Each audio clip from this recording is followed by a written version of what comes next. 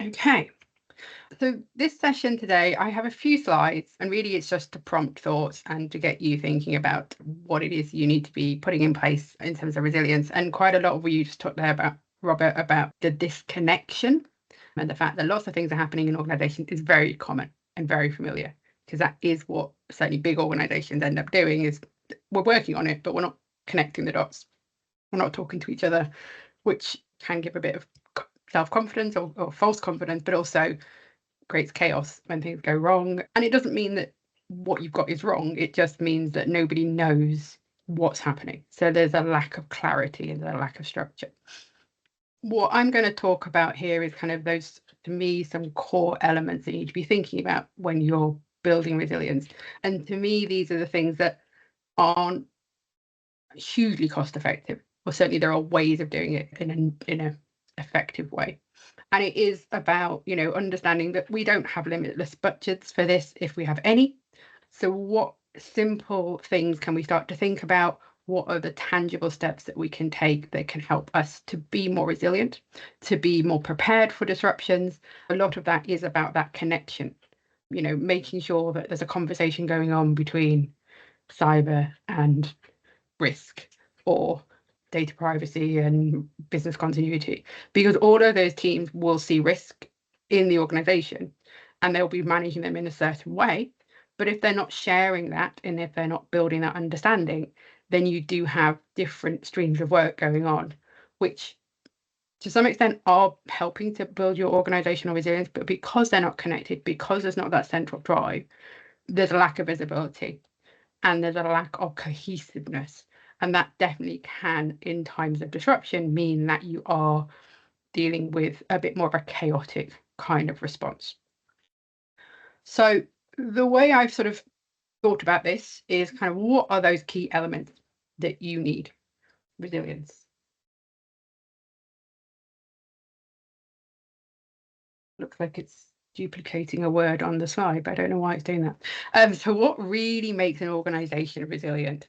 It's not on the version I can see, which is very odd. And it is about three different elements.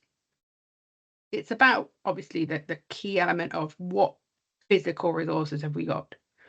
Whether that is, the work and effort that goes into identifying critical activities and understanding what amount, what we need to prioritize, which is the time that people spend, whether that is we have backup systems, we have backup equipment, whatever that is, are the resources that we can rely on. And though that forms part of our resilience structure, because that helps us to have something in place when a disruption happens. And it gives us a form of what do we do in that first instance, particularly when you think about the planning process. A lot of that is about saying, isn't it better to have an idea when we get into a disruption and spend a bit of time up front to think about what's most important, what our structure needs to be, and how we will make sure that we manage that. The way I've approached that from a kind of resources perspective when things are a bit tight is being very clear on it's not about doing resilience for everything. I find a lot of organizations kind of get lost in everything's really important. We need a plan for everything. And that from the practitioner level is all consuming and overwhelming, because we're talking about very complex organizations. All of the organizations that are represented here, particularly the sort of larger scale, you are all dealing with very, very complex organizations. There are lots of different things that you do, and trying to do resilience for everything will become overwhelming. So the way I would always structure that is come back to what are the core things that we need to do. When I was at Starbucks, that was all around coffee. Might seem blindingly obvious, but we spent a lot of time talking about things that weren't coffee. And what's our plan for that? It's a coffee company. Nobody cares if you can't get a Danish in Starbucks. Nobody really cares if you can't get a Frappuccino when you go in the morning. But if you can't get your coffee in a Starbucks store, you're probably going to start to notice. You're probably going to start to think something's going wrong here. So a lot of it is about getting down to the core essentials of what is a business and focusing on that and making sure your resources go into that part of the business. So again, you're not divested in everything, you're not trying to protect everything. And a lot of this, for anyone that's aware of the financial regulations, is where that concept of important business services, or as that's translating into the non-financial world, critical business services, becomes actually really helpful, because that gets you to focus on something that is a customer output. What are your customers going to notice? What are your stakeholders going to notice isn't happening? And build your resilience around that, rather than maybe protecting some of the more internal things that actually, it's not that they're not important, but they're not as important as the thing that's externally facing and the thing that people will notice isn't happening. So that's the resources element. Relationships is all around that. And again, regular attendees will know I talk about this quite a lot, but it's, to me, the most important part of this, because relationships is what makes this work. If you know people within your organization, if you know the people that are responsible for important business, the important things you do, if you know the person that you're going to have to phone at 3 a.m, it's going to be better. You have to spend time building that relationship. You have to spend time building that connectivity. And again, back to what you were talking about at the beginning, Rob, it's all about, connecting everyone together, because you've got a lot of really good people working really, really hard to build resilience in your organization, but because they're not working together, you haven't got organizational resilience. You've got siloed resilience. And that's, again, very common, because without a structure and without that central, how do we make this work? How do we drive this from a leadership down? This is what we think we need to be focusing on. People will start to say, well, we've got a gap here. We've got a gap where we haven't put anything in place around cyber, and that is a big risk for every organization. So let's make sure we're resilient for that. Let's make sure our supply chain is resilient. But they're not working together. So they're some really good bits of the business, but actually, come the event, not all those things are going to happen together. And your leadership don't actually know what's the most important thing. They don't know whether to prioritize suppliers over technology, over the cyber response. And that's a really important thing, that they need that information, which will come out of these cross-functional conversations. The final element, which to me makes up an organization's resilience, is about that ability to deal with the event. And this is all around having a structure, having crisis management plans, having incident response plans, whatever you call those within your organizations, having clear roles and responsibilities, but having flexibility, because we don't know what the event is going to be. We don't know what the disruption is going to be, and we need to make sure that the teams that we set up can adjust and adapt no matter what. So this is around having that structure very clearly articulated, but as I say, being able to flex that as necessary, being able to make sure that your organization can deal with things when the disruption happens.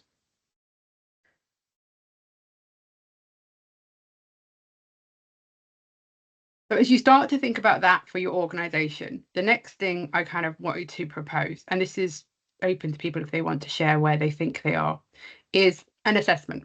So I will share these slides with you so you can take this and think about this in slower time as well.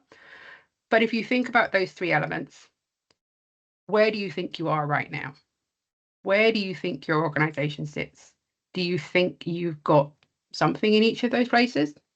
If you think about this as these 3 things need to work together, which of those do you think is the weakest? And where do you think you might need to spend time? Anyone want to share? Melissa. Thanks, Helen. I think that's really interesting. I think in us within our organisation at the moment, of course, in a social housing setting, resources is always quite a hot topic anyway. But relationship-wise, and I suppose responsiveness-wise, is probably hand in hand, because just to give colleagues on the call a bit of a an idea about what's happening at the moment, we've actually taken over a much smaller housing provider in central London. And the colleague sort of culture around resilience there has been, how do I say it, not as perhaps as good as we would like it to be. So it's a journey of us improving that, and that's starting to happen, and we're getting kind of that flow in and training and coaching and supporting these new colleagues into how we respond to things and all of that sort of wonderful stuff. But it's still not quite where I would perhaps want it to be, and I'm aware that's something that doesn't happen overnight, but there's a real differential between these new colleagues that we're bringing into the organisation, then our colleagues, our relationships and our responsiveness for the colleagues that are in situ and already there, if that makes sense. So I think almost for us, it's almost all three of those, I suppose, at the moment in some shape or form. That's quite common. But the point you just made about the merger you've gone through and bringing that is a really interesting, fascinating point for me, because culture is sort of at the heart of this. Certainly from how I look at this, resilience is something that, to do this well, you want people to want to do it. You want people to see the value of it. And culture changes all the time, but it massively changes when you have organizational changes like you've just talked about, when you're bringing in an organization to yours. And it is that kind of adjustment of how do you get them to align to your values, and how do you get them to realize the work you have been doing is so important. There's not relevant to your sector, but an interesting example to look at is the Boeing merger that happened a few years ago. They bought an engineering company and merged with them, and it significantly detrimentally damaged their safety culture. And that's why we ended up with the Boeing 737 MAX disruption. So they're basically exactly what you're talking about there, but at a very big, larger scale and a much more significant scale. There was a huge change in culture, and suddenly people didn't feel able to talk about problems that they had. They didn't feel able to challenge. They didn't feel like their voice would be heard. And it ended up that, therefore, errors and gaps in the design of a plane weren't highlighted. And planes crashed. My goodness. Now, that's a very extreme version of it, but it is a very extreme, but it's a parallel to what you just talked about with what's happening in your organisation right now. It's not to say that's where you end up. I really hope that isn't, but it's exactly that. And it's really good to recognise what's happening within your organisation, because it has such a huge impact on all of what we're talking about. And how willing are people to get up at 3 a.m? How willing are people to talk to each other? Do they feel like, and this may be do they feel like resources are being kept in one part of the organisation and not shared? To your point, it does have a bearing on each of these different elements, because people don't share the values, and the underarching behaviours and everything aren't embedded across everybody right now. Yeah, that's definitely a really interesting case study, and like you said, Helen, one that is probably on a far larger scale than what I'm experiencing. If I can almost turn that into a positive, what I have noticed is, with a much smaller set of colleagues that we're bringing into this organisation, and of course the culture within that isn't where it needs to be, actually some of those different sets of people are actually really willing to learn, embrace new things, and they want to do the best thing by really quite vulnerable communities that we look after within social housing. With any big organisational change, there's masses of learning for everybody to take on board. But what I have noticed, if I can draw out positives from it, is there are those pockets of people that are going, oh, actually, no, this is a really good idea. I want to learn more about this, which I suppose when you're in an organisation that already has really robust programmes, policies, procedures in place, there's room for complacency within those people, because they think, oh, it's there, it's all right, we've got it, we don't need to worry about that. So I suppose I see it as both a challenge and a positive in a sense. Absolutely. And you're very right, it's not always negative. There are definitely positives, and it's good to challenge.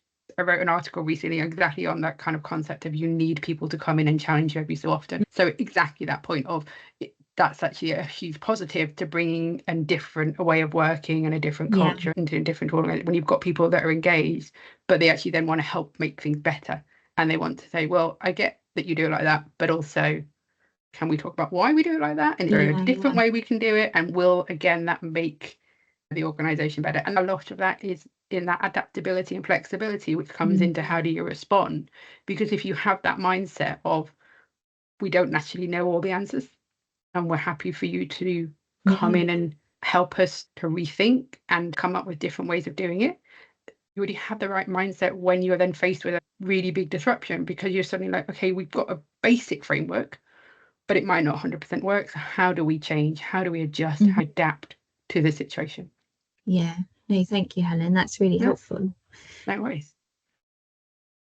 Rob, I saw you come off mute. I don't know if you wanted to share anything.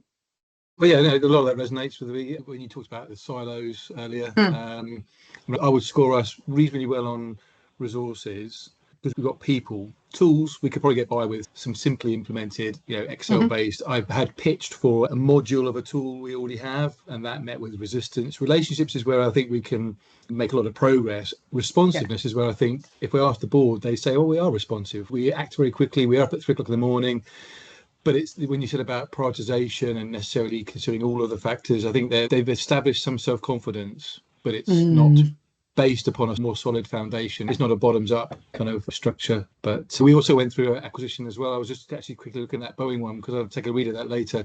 I'm on the acquired side, so we were acquired 3-4 years ago. And I'm not quite last man standing, but within my functional area, I pretty much am last man standing. And so here, getting heard and then trying to encourage others. And we lost our lead on enterprise risk management during the integration as well. So we've kind of gone backwards a bit. So like you said about, sometimes getting the culture to be realigned without loss. We specifically lost the skill set that we had.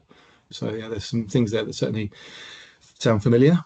Yes. And again, a lot of that is organizations are always changing, but that's partly why you need to be thinking about resilience all the time, because it is an ever-changing world. What we're faced with externally changes, and how our organization deals with it changes. And particularly in the last 5 years, we dealt with a pandemic, so we're all good. And that's a very specific event. It was very much not organizations dealing with it, actually, because the government dealt with it and told people what they could do. And that was global. Every single government said, this is what you can do, this is what you can't do. So people just reacted. There wasn't a plan, there wasn't a structure. And I know, having worked in organizations that had pandemic plans, those pandemic plans did not get used because those pandemics were not helpful and not valuable at that point. Whilst those plans didn't work and didn't get used, they still feel very confident. We've had that big disruption. I think the events of this year with Marks and Spencer's and the other banks and other retailers having very serious cyber events is starting to challenge that again. And it's starting to challenge that actually, how prepared are we for that kind of a threat?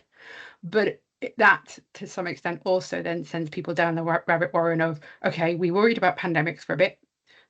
We'll park that for a minute. Now let's really get worried about cyber, rather than thinking about what are the core elements that we need to build in our organization to be able to deal with any kind of event. And to me, that's what practitioners need to be focused on, because our leaders and the people we work with are always worried about the next event that's going to go wrong. They're always worried about what the media is telling them are the most important things to be scared about. We need to kind of bring them back to say, okay, get that, and we'll talk about that when we do a scenario. When we test our plans, we'll talk about the big bad thing that could happen to us. But let's focus on what is it we need to build resilience around. Let's focus on making sure we have got the right resources, making sure our teams feel like they can talk to each other, work together, engage with each other, and that we feel truly be able to respond to events and be adaptable and be flexible. Focus on those, because then it doesn't matter if it's cyber, it doesn't matter if it's another pandemic, it doesn't matter if your building burns down, you're ready to deal with things. And that's the crux of what we're trying to get to with resilience. So what I was going to I'm going to quickly go over that, but I will share all the slides with you. That was just a quick slide around the power of relationships, but it's more around some of the stuff we've already talked about. I've got one other key slide I did want to share with you, which is just kind of things you can think about coming out of today. So just some kind of key practical things you can think about. So firstly, coming back to relationships, How do you build on relationships? How do you think about what can we do better to have a better connective between our organisation? And really it's about understanding what exists right now, what networks exist, and where do you think are those gaps? So starting with, as you would with a lot of this, starting with identifying what are our gaps. Then it's about thinking about which of those are going to be the most important, the most valuable, and let's focus on those first. And let's build a plan to have that engagement going forward in the next few months, next few weeks, whatever timeline makes sense to you, whether it's this next quarter or whatever that means to be. And then how can you start to remove some of those barriers? How can you start to think about improving that responsiveness, improving the decision making by having those connections and having those discussions going forward? I did say what I was going to share, and I'm going to just go on to that now because I'm conscious we've not got a lot of time. So I have designed a little budget toolkit that will help organisations as you're starting to think about this. It has within it a checklist as to kind of give you an assessment of where you are right now, some scenarios that you could run yourself, very quick scenarios, and it also helps with that very, very high level prioritization. So this is sort of, if you've not really got anything in place or you're trying to think about what is it we need to get focused on. And the prioritization thing is something you could definitely use with leadership, getting them to focus on what are those most important things and getting them to help shape some of that might be helpful. So that has it within that, and you can download that. And then I did just want to flag, just because we talked a lot about culture and we talked a lot about the influence that has, I'm going to go to my last slide before I quickly open up for questions. So I have a podcast called The Prepared Leader. And the last session we talked about was culture. We actually talk about the Boeing scenario within that. So if you're interested in hearing a little bit more about that and the value of understanding your organization's culture and what that's going to do in terms of helping you to shape your resilience going forward, it might be worth you having a listen to that, so you can download that. And finally, if you found today's helpful, we run these events monthly, as I said. So if you want to join our next event, please scan the QR code and that will take you through to the event so you can sign up. Oh, sorry, that's a different meeting that's flashing me in the background. That was mine. Sorry, that was very quick then, but I'm conscious that we're running close to time. Anyone got any last questions or comments that they wanted to share? Regarding that Boeing thing, by the way, there is an hour-and-a-half thing on Netflix. If anybody wants to have a look at that, a lot of that was about the downfall and prioritizing profit and everyone losing interest in, and obviously the two disasters afterwards. So I think it's called Downfall: The Case Against Boeing. If anyone wants to watch that, rather than do the reading. Brilliant, thanks, Glenn. Always good to have lots of different options to learn about things like that, because it's a lot of reading otherwise. Definitely.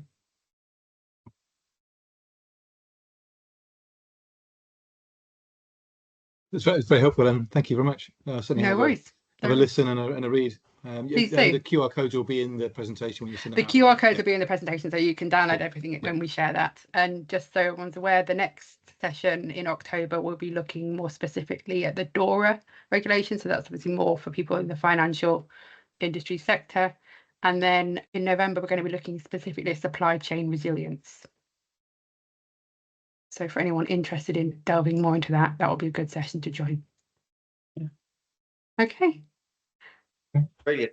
Thank you very much, everybody. Thanks very much. Thanks very much. See you all. Bye. See you. later. Lovely to meet everybody. Thanks a lot. Bye. Bye. Next night.